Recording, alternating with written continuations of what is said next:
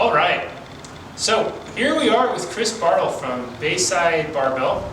This is actually Chris's gym, and we switched it up a little bit to have more of a gym feel today. And Chris, what do you got for us? Today we're going to work on some plank stabilization exercises. They're a little bit more advanced. We're going to bring you up off the ground, bring you up on the ball, create an unstable surface that's going to challenge you a little bit more for core stability.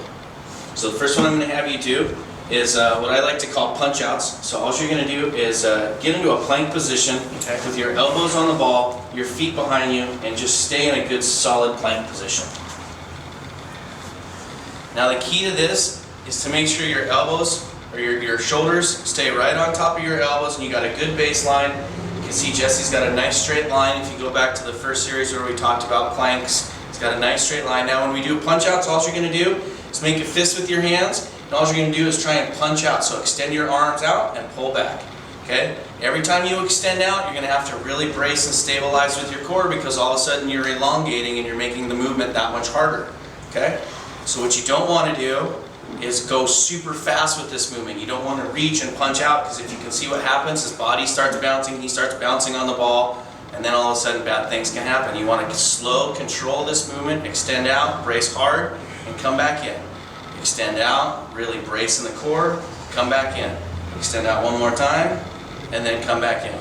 So, when doing this exercise, a lot of times, if you don't have the core stability strength here, you might feel a little bit of pain in your back. If you're feeling pain in your back off the first 1, 2, or 3 reps, this is probably too hard of an exercise for you to do because you don't have the stabilization strength, and you're trying to use your back too much to stabilize and you're not using your core. So drop it back down onto the ground and keep working on those planks.